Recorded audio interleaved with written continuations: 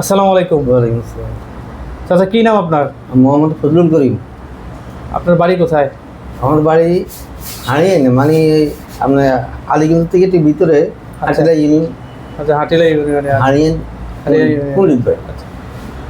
তো আপনি কি সমস্যা নিয়ে আসছিলেন আমার কাছে? আমি সমস্যা ছিল মাঞ্জা, বুক, হাত হাত তোলাতে পারতাম না। মানে এই হাত ডাইনার ডাইন হাত উপরে তুলতে পারতেন না? তুলতে পারতাম না, তুলে দিতে পারতাম না।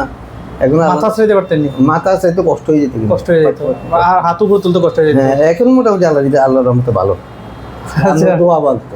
যাই হোক, এখন হচ্ছে তো কতদিন ধরে এই সমস্যা ছিল আপনার? সমস্যাটা আমি মাঘ মাসে ধান রুছিলাম, ধান রোয়ার পর নিয়ে দিয়েছিলাম। নিয়ে যাওয়ার পর থেকে আস্তে আস্তে আস্তে আস্তে ব্যথা বাড়তে বাড়তে বাড়তে এই পর্যন্ত দেখা যায় আমার চলার মতো অসহ্য হয়ে গেছে, অকেজির মতো হয়ে গেছে। এবার নিজে চিন্তা ভাবনা করি না এইভাবে বসে থাকা ঠিক না। আচ্ছা, তাই আপনার সহযোগিতা নিয়ে যাবেন। আপনার ডায়াবেটিস তো নাই? ডায়াবেটিস নেই। ডায়াবেটিস নেই।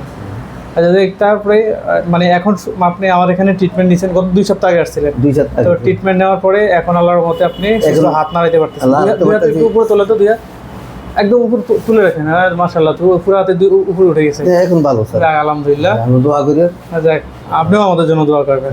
তা আপনি এখানে আমার কাছে এসে ট্রিটমেন্ট নিয়ে সন্তুষ্ট তো নাকি? জি, খুশি, অনেক ভালো। যাক, আলহামদুলিল্লাহ। তো প্রিয় দর্শক বিন্দু, আমার এই চাচা হচ্ছে 2 সপ্তাহ আগে আমাদের কাছে আসছিল। ওনার এই ডান পাশে কাঁধে ব্যথা নিয়ে, এই কাঁধে ব্যথা নিয়ে উনি অনেক দিন ধরে ভুগতেছিল। তো এর আগে কয়েক জায়গায় চিকিৎসা নিয়েছিল, তো উনি সুস্থ হয় নাই। তো একজন আমার সন্ধান দিল চেম্বারে, তো উনি আমার এখানে আসলো।